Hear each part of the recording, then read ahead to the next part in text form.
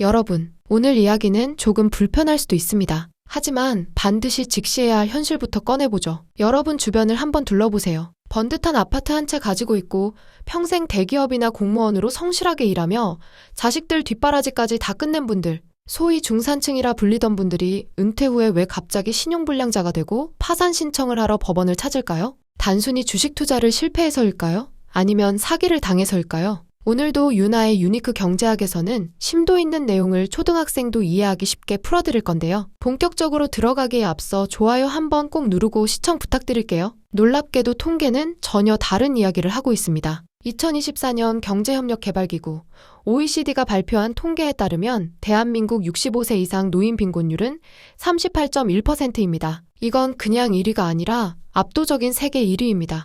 우리보다 경제 규모가 훨씬 작은 나라들보다도 훨씬 처참한 수준이죠. 더 충격적인 건 이 빈곤층의 상당수가 불과 몇 년 전까지만 해도 서울과 수도권에 내 집 마련을 하고 중산층의 삶을 영위하던 분들이라는 점입니다. 겉으로 보기엔 멀쩡합니다. 수억 원, 많게는 10억 원이 넘는 아파트에 살고 계시니까요. 그런데 속을 들여다보면 처참합니다. 당장 관리비 낼 돈이 없어서 카드 돌려막기를 하고 손주 용돈 줄 돈이 없어서 편의점 아르바이트 자리를 알아봅니다. 이게 바로 지금 대한민국 은퇴 세대가 마주한 부자 빈곤층, 즉 리치푸어의 실체입니다. 한국은행이 2024년 발표한 가계자산 조사 결과를 보면 우리 국민의 자산 구조가 얼마나 기형적인지 적나라하게 드러납니다. 전체 자산의 무려 78%가 부동산 같은 비금융 자산에 묶여 있어요. 미국이나 일본 같은 선진국들이 자산의 절반 이상을 현금이나 주식, 채권 같은 유동성 자산으로 들고 있는 것과 정반대입니다. 우리는 평생을 내 집 마련이라는 단 하나의 목표를 위해 달려왔습니다.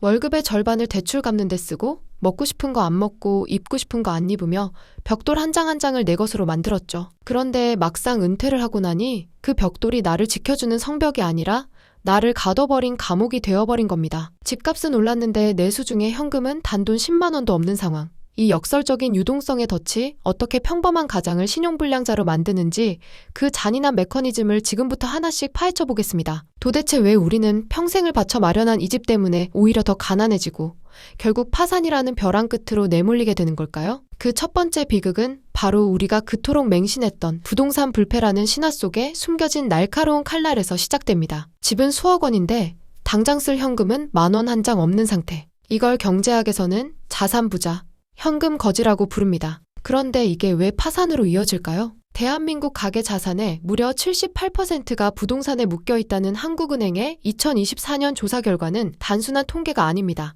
이건 우리 은퇴 세대가 외부 충격에 얼마나 취약한지를 보여주는 시한폭탄 같은 숫자거든요. 여러분, 한번 생각해보세요. 직장에 다닐 때는 매달 꼬박꼬박 들어오는 월급이 방패막이가 되어줬습니다. 집값이 오르든 내리든 금리가 뛰든 말든 일단 생활은 가능했죠. 하지만 은퇴하는 순간 그 방패가 사라집니다. 소득 절벽이 시작되는 거예요. 이때부터는 내가 가진 자산이 돈을 벌어다 줘야 하는데 우리네 아파트는 돈을 벌어다 주기는커녕 매달 세금과 관리비, 수리비라는 명목으로 내 주머니를 털어갑니다. 여기서 결정적인 타격을 입히는 게 바로 금리입니다. 2022년부터 2024년까지 이어진 고금리 기조, 기억하시죠? 한국은행 통계에 따르면 이 기간 부동산 담보대출을 보유한 은퇴 세대의 이자 부담은 이전보다 무려 2배 이상 폭등했습니다. 집값이 올랐으니 된 거 아니냐고요? 천만의 말씀입니다. 집값은 미실현 이익일 뿐입니다. 내가 그 집을 팔아서 현금을 손에 쥐기 전까지는 숫자 노름에 불과하죠. 하지만 매달 빠져나가는 이자와 원리금은 실제 현금입니다. 결국 버티다 못한 은퇴자들이 선택하는 길은 뻔합니다. 집을 담보로 또 다른 대출을 받거나 신용카드를 긁기 시작하죠. 소득은 없는데 이자 부담은 늘어나니 이른바 L자형 불황의 늪에 빠지는 겁니다. 집을 팔면 되지 않느냐고 묻겠지만 평생을 일궈온 유일한 자산이자 가족의 안식처를 포기하는 건 말처럼 쉽지 않습니다. 조금만 더 버티면 금리가 내려가겠지. 조금만 더 있으면 집값이 더 오르겠지 하는 희망 고문이 결국 파산이라는 종착역으로 이끄는 겁니다. 실제로 나이스 평가정보와 금융감독원 자료를 보면 소름 돋는 지점이 있습니다. 최근 3년 사이 60대 이상 대출자 중 3개 이상의 금융기관에서 돈을 빌린 다중채무자 비중이 전 연령대 중 가장 가파르게 상승했습니다. 이건 뭘 의미할까요? 1금융권에서 대출이 막히니 2금융권, 저축은행, 결국 대부업체까지 손을 뻗치고 있다는 증거입니다. 부동산이라는 감옥에 갇혀서 내 집을 지키기 위해 내 노후를 통째로 빚의 구렁텅이에 밀어넣고 있는 셈입니다. 겉으로는 번듯한 아파트 주인인데 속으로는 매일 밤 이자 걱정에 잠을 못 이루는 신용불량자 후보들. 이것이 바로 부동산 공화국 대한민국이 은퇴자들에게 선사한 잔인한 농담입니다. 그런데 말이죠. 이렇게 빚을 내서라도 버티려는 분들이 가장 두려워하는 건 사실 자신의 빈곤이 아닙니다. 내 몸 하나 건사하기 힘든 상황에서도 결코 놓지 못하는, 아니 놓아서는 안 된다고 믿는 가장 아픈 손가락이 뒤에서 이분들의 등을 떠밀고 있습니다. 바로 자녀들입니다. 부모라는 이름의 책임감이 때로는 노후를 파괴하는 가장 무서운 흉기가 되기도 합니다. 여러분, 자녀 한 명을 대학 졸업시키기까지 드는 비용이 얼마인지 아십니까? NH투자증권 100세 시대 연구소의 최근 보고서를 보면 한국 부모가 자녀 한 명에게 쏟아붓는 양육 및 교육비가 평균 3억 원을 돌파했습니다. 그런데 문제는 여기서 끝이 아니라는 점입니다. 한국 사회에는 다른 나라에 없는 독특한 문화가 있죠. 바로 자녀의 결혼과 내 집 마련까지 부모가 책임져야 한다는 암묵적인 압박입니다. 자녀가 장성해서 취업을 해도 요즘 같은 저성장 시대에 자녀 혼자 힘으로 서울에 전셋집 하나 구하기는 불가능에 가깝습니다. 결국 은퇴를 앞둔 혹은 이미 은퇴한 부모들이 마지막 남은 퇴직금과 주택담보대출을 끌어다 자녀의 결혼 자금으로 보태줍니다. 이것이 바로 대한민국 노인 빈곤율을 세계 1위로 만든 결정적 원인 중 하나인 가족 부양의 비대칭성입니다. 과거 우리 부모님 세대에는 자식 교육이 곧 노후 대책이었습니다. 내가 자식을 잘 키워놓으면 나중에 자식이 나를 봉양할 것이라는 사회적 합의가 있었죠. 하지만 지금은 어떻습니까? 자녀 세대 스스로가 생존하기 바쁜 각박한 세상입니다. 부모는 자녀에게 모든 것을 쏟아부었지만 자녀는 부모의 노후를 책임질 여력이 없습니다. 통계청의 2024년 고령자 통계를 보면 가슴 아픈 수치가 나옵니다. 노후 준비를 전혀 하고 있지 않은 고령자 비중이 40%를 넘는데 그 이유 1위가 자녀 교육비 및 생계비 지원입니다. 내 노후를 팔아서 자녀의 현재를 산 셈입니다. 하지만 이 사랑의 투자는 수익률이 마이너스인 경우가 허다합니다. 자녀에게 억 단위의 자금을 지원해주고 나면 부모에게 남는 건 텅 빈 통장과 갚아야 할 대출 이자뿐입니다. 더 비극적인 사실은 이렇게 자녀에게 올인한 부모들이 정작 본인이 아프거나 경제적으로 몰락했을 때 자녀에게 손을 내밀지 못한다는 겁니다. 자식 앞길 막을까봐 혼자 앓다가 결국 고독사나 극단적 선택으로 이어지는 사례가 늘고 있는 이유도 여기에 있습니다. 우리는 자녀를 사랑한다는 명목하에 동반 파산의 길로 걸어가고 있는지도 모릅니다. 내가 무너지면 자녀에게 짐이 된다는 사실을 알면서도 당장 눈앞에 자녀가 고생하는 꼴을 못 봐서 내 노후의 안전벨트를 풀어버리는 것이죠. 자녀라는 아픈 손가락을 지키려다 내 몸 전체가 썩어 들어가는 이 잔혹한 현실.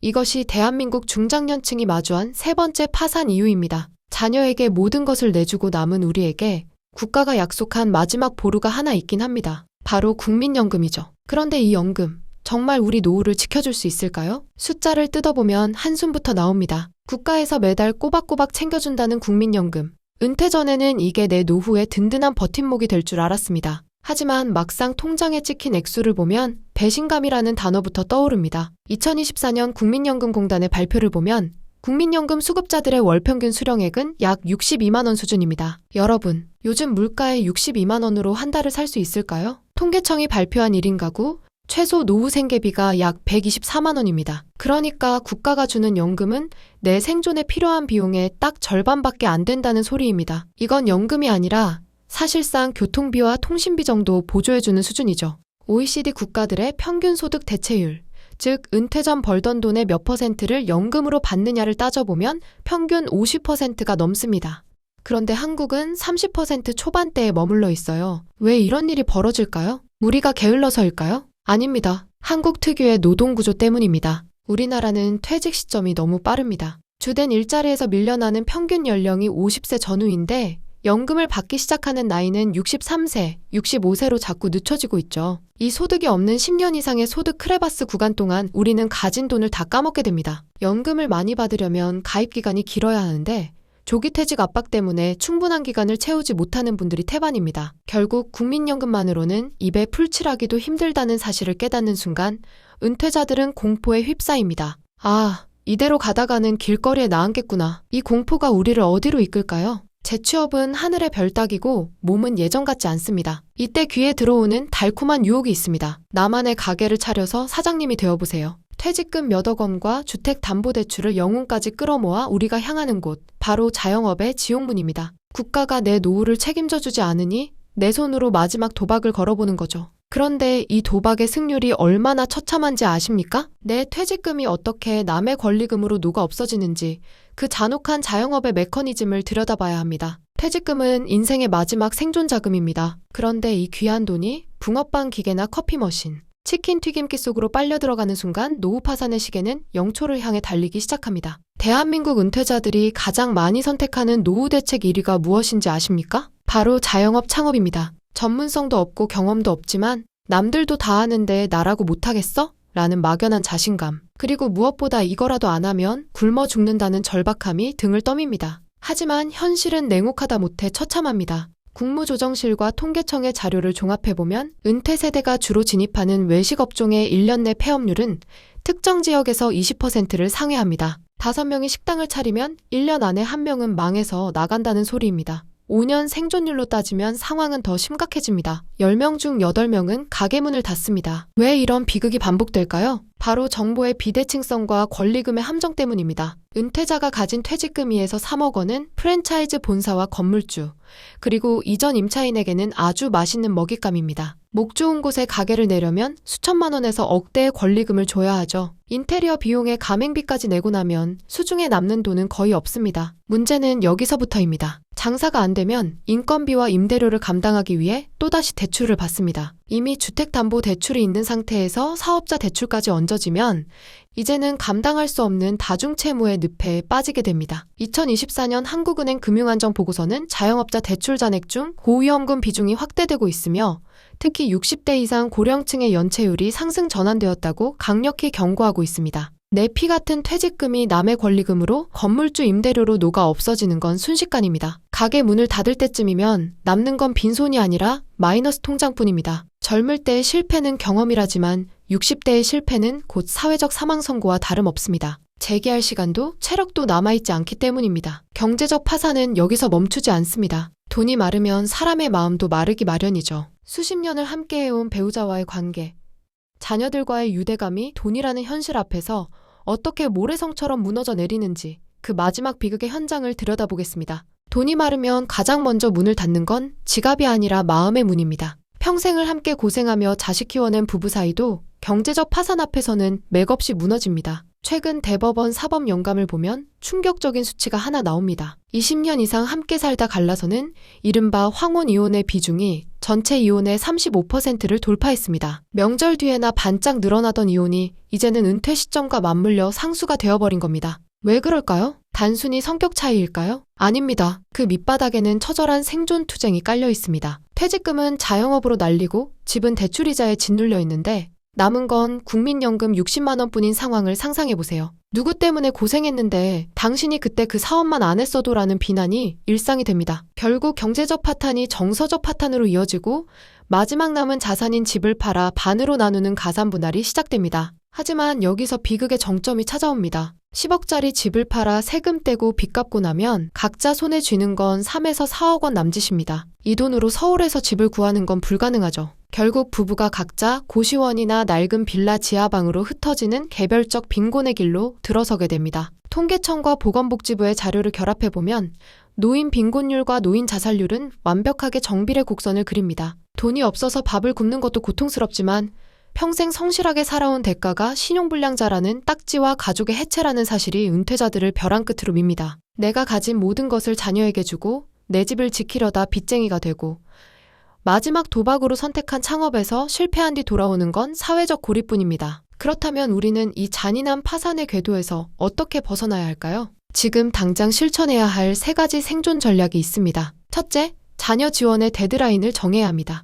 자녀의 결혼이나 집 마련을 위해 내 노후 자금을 헐어주는 건 사랑이 아니라 동반 자살입니다. 냉정해 보이지만 부모가 경제적으로 자립하는 것이 자녀에게 줄 수 있는 최고의 유산임을 인정해야 합니다. 둘째, 주택연금을 적극적으로 검토해야 합니다. 집값 상승에 미련을 버리고 내 집을 현금 흐름으로 바꾸는 결단이 필요합니다. 부동산이라는 감옥에서 나와 매달 꼬박꼬박 들어오는 현금을 확보하는 순간 노후 파산의 공포는 절반으로 줄어듭니다. 셋째, 재취업의 눈높이를 완전히 낮춰야 합니다. 왕년에 내가 무엇이었든 상관없습니다. 기술을 배우고 몸으로 뛰는 일이라도 시작해서 소액이라도 현금 흐름을 만들어야 합니다. 60대의 근로소득은 30대의 연봉보다 가치가 큽니다. 그것이 내 자산을 지키는 최후의 방어선이기 때문입니다. 노후 파산은 개인의 게으름 탓이 아닙니다. 잘못된 자산 구조와 과도한 책임감이 만들어낸 사회적 질병입니다. 하지만 그렇다고 해서 무작정 사회 탓만 해서는 문제를 해결할 수 없겠죠. 이제는 내 노후를 지킬 방패를 만들어야 합니다.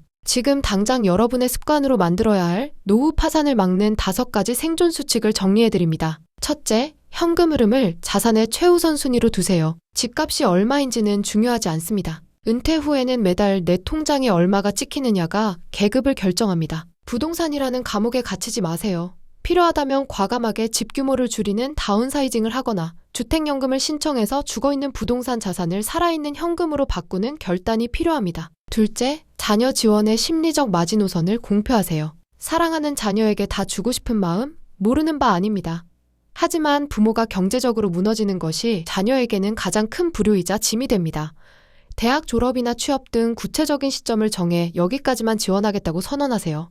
자녀의 독립심을 키우는 것이 가족 모두가 사는 길입니다. 셋째, 자영업 창업 전 최소 1년은 현장에서 버티세요. 퇴직금을 들고 곧장 사장님이 되는 건 호랑이 굴에 고기 덩어리를 들고 들어가는 것과 같습니다. 하고 싶은 업종이 있다면 프랜차이즈 설명회가 아니라 해당 업종의 아르바이트부터 시작해보세요. 현장의 생리를 몸으로 익히기 전까지는 절대 단돈 1원도 투자하지 마십시오. 넷째, 건강관리를 재테크로 인식하세요. 은퇴 후 파산의 가장 큰 변수는 예기치 못한 의료비입니다. 60대 이후의 병원비는 단순히 지출이 아니라 자산의 증발을 의미합니다. 매일 30분 걷는 습관은 수억 원짜리 보험보다 강력한 노후 대책입니다. 몸이 재산이라는 말은 은퇴자에게 가장 뼈아픈 진실입니다. 다섯째, 사회적 관계의 가성비를 따지세요. 체면을 차리기 위한 경조사비, 왕년의 직함에 매몰된 품위 유지비는 노후의 적입니다. 나를 진심으로 아끼는 소수의 관계에 집중하고 불필요한 지출을 만드는 모임은 과감히 정리하세요. 경제적 다이어트가 선행되어야